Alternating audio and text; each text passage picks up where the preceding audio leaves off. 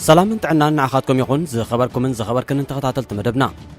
نايلومي سولوس 29 حدار 2022 سمناوي مدب سبورت اب فصاميتات مبل 22 وانጭ عالم زتكوره خوينو اسلطان اسبانيا نسباي غالو يحبحب اسلطان استراليا دما بنصارو يبارر استرالياوያን دق سعود عرب يغانو حمام علامي نيزرلاند نتصاوتو نعوتي درخ دغفتي موروكو نكتما براسلس بعغرغر يناوصو وري مكسيكو توغساطاي نليونيل ميسي يفرارح نودر وانጭ عالم بزي حقاو منقدي تمحلالف زلا سمين كوريا ناي سلسته هاجرات صوتا كيفنو تأجد قطمات وانጭ عالم لومي قصيلو كمسيو اب مونغو هاجراوين غانتاتات امريكان ايرانن وطري تفطيرو زبلون كالن ارستات كنتن كفينا مسانا صنحو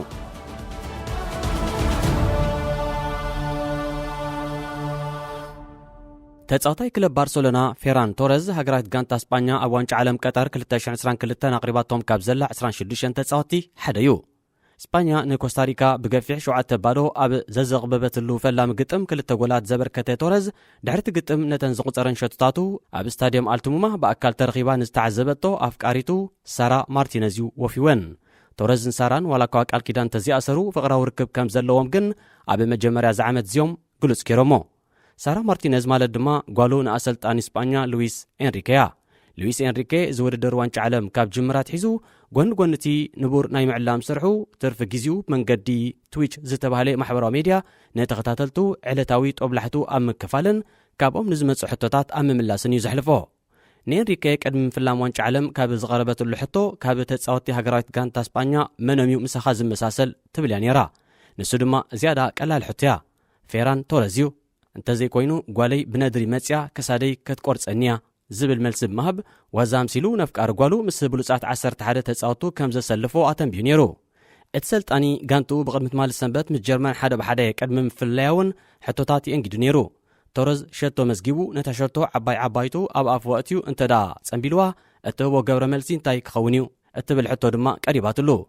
تصاوتو عسغري بعلت بيتهم وي دما افقاريتهم مستنس ويكا مستولد عبايتهم اب افهم بمقتاو ويكا نكعسو بتحتي ماليوم بمقتاو ويون بكل تقداوم قلعا يررو كم زلوم سيلوم يداوم كاب صقام ناب يمان انا دغاغمو بموزوازيوم نزمزغبو غول زصنبلو بخال ازراربا اتحتو غولكا انت تنسين تايم غبركا تبل نيرا انريكا دما ناب غولو وقعوي مرعه قدم مغباركي كيتانس زبل ملختي بقيعه كم حلالف زدليك مسل بونبو كميدا اوصي مس سبو خينو كعزب ناب تريبين ملاخكو كالاي غزي اب ماكل ميدا اغرو كم زين برون مغبركو بمبال دقيمو ديلو ناي حمون سباي غوالن كابلعلنا اسلطاني هاجرايت غانتا استراليا جرام ارنولد ناب وانጭ عالم قطر قدم ممصو ابز وددر ناي زساتفو زرزر اسمات تصاوت نخفلت ابز تحتتلو بقدامنت كابتي اسماتنا 26 تصاوتي زحزله حريو زغللو زي كم انريكي نسباي غوالو ترينت ساينسبوريو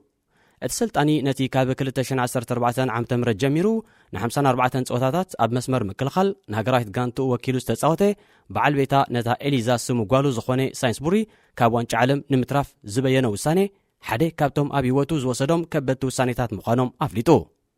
ابزوانزي مس قطراويت كلب الواكرا تصاوت زلو ود 30 عام ساينسبوري اب وانጭ عالم 2018 تخافيلو زنبره كون كلو ابتا نسو زنطفل هاجر دقيمو او ودر صوا عالم نمتصوات زنبرو تسفاغن بغزا حمو برعينو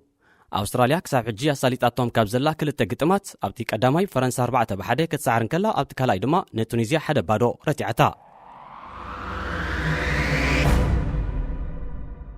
اب زحلف سمون سعود عرب نخلو افكاري سبورتن تخاتالي وانጭ عالمن بزغرمن زسنبدن ملكع ارجنتينا كلته بحده دحر مرتعه نغوس سعود عرب سلمان بن عبد العزيز ال سعود زيغاتاتو نتعوت منتان كصنبلو نصبحيتو زنبرت علت حزباو بعال كوينا كتكبر كاززن كلو لول نايت هاجر محمد بن سلمان ال سعود دما ننفس وكف ابال هاجرايت غانتا رولز رويس فانتوم زعينتا ماكينه كب مخانو مبصعاتي نيرو اتلول تن ماكينه انت عينت موديل مخانن كوانت زين صره واغا حنتي زحسرت تبهال ترى رولز رويس فانتوم ماكينه 363,600 باوند ديو زي كان اي ولد كم زبال استرالياوان ون بدك سعود عرب زقنو يم زمسلو دحرتي زحلفه قدام هاجروم اب لعل تونيزيا زمزغبتو ناي حدا ببادو عوت حزباو بعل كغبرلوم طليبوم أبال هجرات غانتا أستراليا زنبري كريغ فوستر نتي دحري 12 عامታት سرخبي فلا معوت هاجرو بمختال أب زهبو قال زخونه سب نقدماي منيستر أستراليا أنتوني ألبانيز نقداي حزباو بعل ملكيتو كدولو للو سعود عرب حزباو بعل كاب جبرت سلامتاي نحنا زي نجبر بمبال أسترالياوያን نتي نسو تاريخاوي زبل عوت نمدقاس فلي معلتي كمدبلهم أزغخيرو أب فلما معلتي فرنسا 4 بحدث تسعرت أستراليا دحر صباح حمص مس الدنمارك أب تقانعو قطم انتدا تعويتا دحري 2006 نمجمريا غيزي ناب مدرخ أودي كام حلاف كتسقريا وروي ناي فوكيسن ماكلاين ميزان مكسيكاو تغوساطاي ساول كانيلو الفارز نوناني شوعت شلمات بالون دوغ زخونه ليونيل ميسي فكيرلو እዚ ወዲ 32 ዓመት ፕሮፌሽናል ተጓሳጣይ ነቲ ኮኸብ ተጻዋታይ ዝኾነ ኣርጀንቲናዊ ዝፈከረሉ ንሃገርና ኣሕሲርዋ ብዝብል ምኽንያት እዩ ዝሓለፈ ቀዳም ኣርጀንቲና ኣብ ልዕሊ ሜክሲኮ 2-0 ዝተዓወተትሉ ጸወታ ድሕሪ ምፍጻሙ ኣርጀንቲናውያን ኣብ ክፍሊ መቐየሪ ክዳን ኮይኖም ሓጎሶም ኣብ ዝገልጽሉ ዝነበሩ እዋን ሓደ ጎል ዘመዝገበን ነታ ካልእቲ ድማ ዝኸሸነን ሜሲ ንማልያ ሜክሲኮ ረጊጽዎን ብእግሩ ክቐልዑን ዘርኢ ቪድዮ ኣብ ማሕበራዊ ሚድያ ድሕሪ ምዝርግሑ ኣልቫረዝ ነቲ ናይ ፈኽራ መልእኽቱ ኣብ ወግዓዊ ማህደር ትዊተር ኣመሓላሊፉ ንሱ ሜሲ ባንዴራና ብዝኾነ ማልያ ሃገርና ባይታ ክጸርግ ርእዮ በአካል ንኸይረኽቦ ንኣምላኹ ጸሎት ክዕርግ ኣለዎ ዝብል ጽሑፍ ብምስፋር በአካል ተዳረኺቦ ከም ዘይምሕሮ ኣነጺሩ ብዘይካ ኣልቫረዝ ካልኦት ብዙሓት ተወለድቲ ሜክሲኮውን ኣብ ልዕልቲ ኣብ ሜዳ ስዕረት ዘጎልበቦም በዚ ዝተጠቕሰ መንገዲ ድማ ዘቆጥዖ ሜሲ ከም ደቂ ዓሻ ክልተ ግዜ ተጸፊዕና ብዘስምዕ ቃና ሕርቃኖም ኣብ ማሕበራዊ ሚድያ ይገልጽለው በንጻሩ ኣርጀንቲናውያን ደገፍትቲ ኣብ ውድድር ዋንጫ ዓለም ብሓፈሻ 8 ጎላት ብስሙ ጽሒፉ ዘሎ ተጻዋታይ ሜሲ ክብረት ሰብ ዘለዎ እሩም ተጻዋታዩ ነቲ ተግባር ከዓ ኮነይሉ ዘይኮነስ ኣብ እግሩ ንዝረገጾ ነገር እንታይ ምዃኑ ከይስተባሃለ ካብ እግሩ ንምእላይ ዝገበሮ እዩ ክኸውን ዝኽእል ብምባል ይከላኸሉ ኣለዉ ገለውን ተጻዋታይ ማንቸስተር ዩናይትድ ዝነበረ ቺቻሪቶ ብዝብል ቅጽል ስም ዝፍለጥ ሜክሲካዊ ሄቨር ሄርናንደዝ ንባንዴራ ሜክሲኮ ናብ ባይታ እናደርቤን ከሎ ዘርኢ ቪድዮ ብምዝርጋሕ ኣልቫረዝ ኣቐልቦ ክትረክብ ስለ ዝደለኻ ኢኻ እምበር ትዛረብ እንተትኸውንሲ ኣቐዲምካ ኣብ ልዕሊ ቺቻሪቶ ኣፍካ መኸፈትካ ዝብል መልሲ ሂቦሞ ኣልቫረዝ ነዚ ብደገፍቲ ሜሲ ዘቐረበ ምኽንያት መልሲ ኣብ ዝሃበሉኻ እቲ ማልያ ምርጋፅን መቕላዕንሲ ከም ዝበሃል ዘሎ ብዘይምስትባል ዝተገብረ ይኹን بغندو ماليا مكسيكو أبايتا مدربايغن عبد صرفي سلازخونه هلو لوكم أقوارتو بمبال نموغوتوم نتيقوو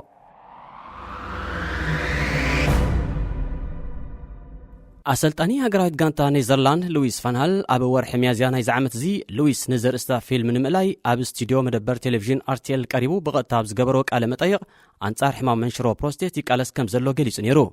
نكلبات اكس بارسلونا الكمار بايرن مونيكن مانشستر يونايتدن زعلمن 21 ጽዋ ዘልዓለ ፎንሃል ኣብቲ እዋን ኣብ ዝገበሩ ዕላል ኣብ ክልተ ዝተፈላለዩ እዋናት ንሃገራዊት ጋንታ ኔዘርላንድስ ኣብ ዝኣለኽሉ ተጻወተይ ክሳብ ዛ ሰዓት እዚኣ ከይፈለጡ ብለይቲ ናብ ሆስፒታል ከምርሕ ተገዲደ ጥዕና ዘለኒ ዝመስሎም ነይሩ ግን ከም ይኮነን ብዛዕባ እዚ ንተጻወተይ ብፍጹም ኣይሓበርክዎምን ምክንያቱ ንጸወቶኦም በኣሉታ ክጸልዎ ይኽእል እዩ ብምባል ክሳብ ኣብ ዋንጫ ዓለም ቀጠር ምስታፎም ዘረጋግጹ ብዛዕባ ዝወረዶ ጥዕናዊ ጸገም ንኣባላት ጋንቱ ከም ዘካፈሎምን 25 ግዜ ጨረርታዊ ፍወሳ ከም ዘካየደን ገሊጹ ነይሩ ሓለቓ ናይታ ንሰኔጋል 2-0 ሰዓረትን ምስ ኤኳዶር ድማ 1-1 ዝተፈላለየትን ብኦራንጅ እትፍለጥ ኔዘርላንድ ፌርጅል ፋንዳይክ ድሕሪ ዓወት ጋንቱ ኣብ ልዕሊ ሰኔጋል ኣብ ዝገበሮ ቃለ መጠይቕ ሕማም ዓላሚኦም ኣሰንባድ ዜና ከም ዝነበረ ድሕሪ ምግላጽ ፎንሃል ሓያል ሰብ እዩ ምስቲ ዘጓነፎ ሽግርን ኩነታቱን ምፍጣጥ ቀሊል እኳ እንተዘይኮነ ንሱ ግን ብዘደንቕ መንገዲ ዝገጥሞ ዘሎ ኮይኑ ይመስለኒ ዓቢ ዝደልዮን ብዘይሕብእብን ዝዛረብ ሰብ እዩ ከመሰልጣን መጠን ክሳብ መወዳእታ ክንቃለሰሉ ኢና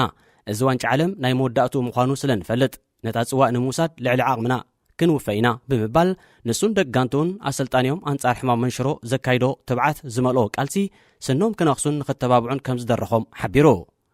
ብዝተገብረሉ ፍወሳ ኣብዚ ሕጂ እዋን ካብቲ ኣጓኒፍዎ ዝነበረ ሕማም ከም ዝሓወየ ዝገልጽ ኣብ ዋንጫ ዓለም 2014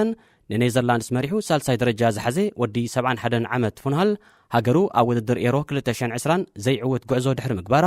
ንኣሰልጣኒ ፍራንክ ዴቦር ተኪዩ ንሳልሳይ ግዜ መዝነት ምስልጣን ካብ ዝርከብ ጋንቱ ኣብ ዘካየደቶም 17 ግጥማት ብፍጹም ኣይተሳዕረትን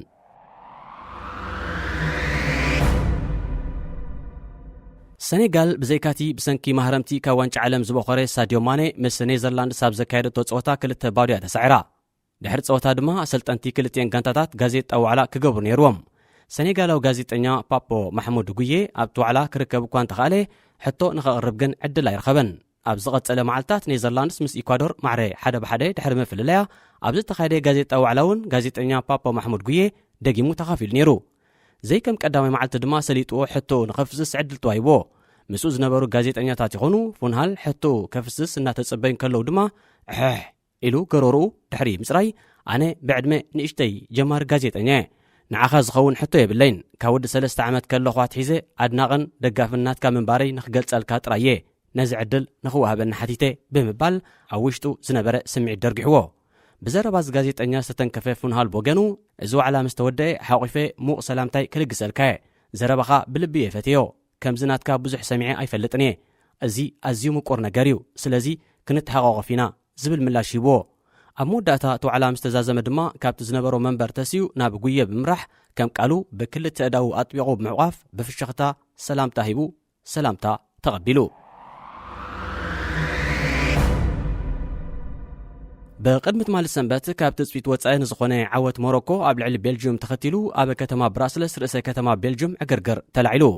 بمسرت معكن زينا فوكس سبورتس زرقو حبريتا نتي عقرقر زنقلو نعوت هاجرهم أم تنبال زنبرو بترن كال مسارحيتاتن زحزو بدر زناز زقصرو موروكاويان كون كلو بتن سومز وسدو متقعتن زتكوسو رجتن بوليسن غازيطنياتاتن زركبوم قطروم زي تتقسى سبات تاسيوم زتفلالي نبرات عنين مكاين دما تقاتيلن نتي عقرقر نمهدان نفتصمتو نمبتانن بهليكوبتر تسنيو زوفراي حيل بوليس زنبع غازن مدفع تحون كم تتقمن بركز زبلو فترتو كدما اب تحت قوصر كم زاتون تفليتو ام حداري كتما براسلس فيليبي كلوز نتي غونص او تግባር مخنان بوليس نتي كونتات كساب زهدو نبرتي اب تعغرغر استفطرلو كبابيتات نايتا ختما كم منقسقاس كقطبو صويعو اتعغرغر بوليس بزوسدو سغمتي نمشتو ملو بملو كم زهده اتصبصب وسيو حبيرو بزيكا اب كتما براسلس اب كتماتات ليجن انتواربن نايتا هاجرن كتماتات امستردام روتردامن اوتراختن ناي نيزرلاندن بموروكاوያን ተመሳሳሊ ሰላም ነበርቲ ዘርግ ጽምብል ዝተኻየደ ክኸውን ከሎ ኣኽበርቲ ጸጥታ ነቶም ጭፍራ ክብትርዎምን ንገለ ካብኣቶም ድማ ኣብ ትሕቲ ቆጽር ከእትዎምን ተገዲዶም ኣብ ቤልጅየም ፍርቂ ሚልዮን ዝበጽሑ ዘርኢ ሞሮኮ ዘለዎም ነበርቲ ከም ዘለዉ ይዝግለጽ። ኣከፋፋሊ ሃገራት ጋንታ ቤልጅየም ኬቪን ዲብራይን ቀድሚ ገለ መዓልታት ሃገሩ ዋንጫ ዓለም ናይ ሙሳት ተኽእሎ ኣለዋ እንተዳ ኮይኑ ኣብ ዝተሓተተሉ ብፍጹም ዕድል ዝበሃል የለን ምክንያቱ ኣመና ዕድመ በሊዕና ኢና እትዝበለጸ ዕድልና 2018 ነይሩ እዛ ጋንታና ብልጽቲ እኳ እንተኾነት ግን ዕድመ ዝደፍአት እያ ኣገደስቲ ዝበሃሉ ተጻወቲ ከሲርና ኢና ሓደሽ ንፉዓት ተጻወቲ ወሲኽና እኳ እንተኾና ደረጃ ብቕዓቶም ምስቶም ናይ 2018 ዝዳረግ ኣይኮነን ዝብል መልሲ ይቡ ነይሩ። ኣብ ቀዳማይ ጾታ ንካናዳ ብጸቢብ ሰዓረት ቤልጅየም ብሰንበት ብሞሮኮ 2-0 ድሕሪ ምውራዳ ካብ ኣባላት ሃገራት ጋንታ ቤልጅየም ብዕድመ ዝዓበየን ዕድሚኡ 35 ዓመት ዝመልአን ተኸላኸላይ ያን ፌትሮገን ጋንትኡ ንኽትሰዓር ዝቐሰበ ምኽንያት እንታይ ምዃኑ ተሓቲቱ ኣብ ዝመለሰሉ ዝኾነ ይኹን ዕድል መጥቃዕቲ ዝፈጠርና ኮይኑ ኣይስማዕንን እቲ ጸገም ኣበዩ ነይሩ ምናልባት ኣዚና ስለ ዝሸምገልና ብድኹም ኣገባብ ኣጥቂዕና ንኸውን ብርግጽ እቲ ምኽንያት ንሱ እዩ ብምባል እቲ ኣቐዲሙ ድብረይን ዘልዓሎ ጉዳይ ምድፋዕ ዕድመ ደስ ከም ዘየበሎ ዘግህድ ሕጫጨ ዝሓዘለ መልሲ ሂቡ።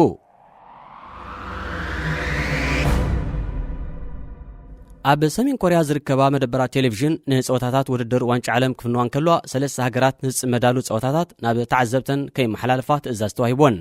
KBS ዝተባሃለት መደበር ቴሌቪዥን ደቡብ ኮርያ ከም ዝገለጸቶ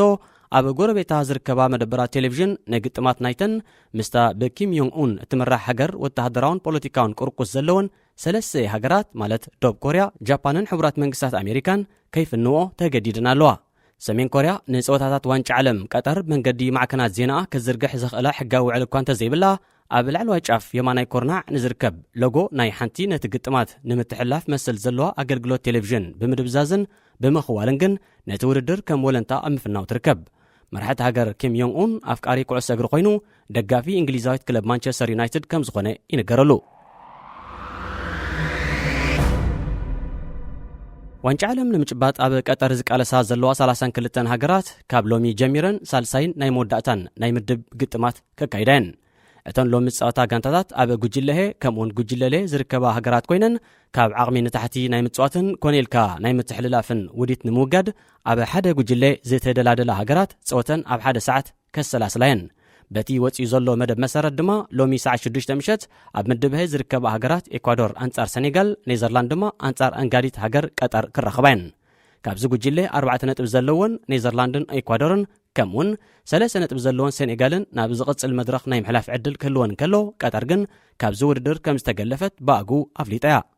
ኔዘርላንድ ፀወታ ምስታ ክሳብ ሕጂ ካብ ዝተኻየደ ውድድራት ዝደኸመት ሃገር ከም ዝኾነት ኣመስኪራ ዘላ ቀጠር ብምዃኑን ሴኔጋልን ኤኳዶርን ድማ ሓድሕደን ክጣፍኣ ብምዃነን ምሕላፋ 99 ሚእታዊ ዳርጋ ርጉፅ እዩ ሴኔጋልን ኤኳዶርን ኣብ ዝገብርኦ ፀወታ ኸኣ ኤኳዶር ንኽትዕወትን ማዕረይ ክትወፅን ክልተ ዕድላት ሒዛ ከተኣቱን ከላ ሴኔጋል ድማ በዚላ በቲ ዓወት ጥራዩ ዘወፃ ኣብ ጉጅለለ ካብ ዝርከባ ሃገራት ካብ ሰዓት 10 ምሸት ጀሚረን ኢራን ምስ ሕቡራት መንግስታት ኣሜሪካ ዌልስ ድማ ምስ እንግሊዝ ክፋለማየን ሓንቲ ነጥብን ክልተ ዕዳ ጎልን ዘለዋ ዌልስ ክትሓልፍ ዘሎ ተኽእሎ ኣመና ፀቢብ ክኸውን እንከሎ 4 ነጥብን 4 ፀብለልታ ጎልን ዘለዋ እንግሊዝ ከዓ ወላ እውን ተሰዓር ልዕሊ 6 ባዶ ብዝኾነ ውፅኢት ክሳብ ዘይተሰዓረት ናብ መድረኽ 16 ሃገራት ምስጋራ ዳርጋ 100 ካብ 100 ክውን ጌራቶ እያ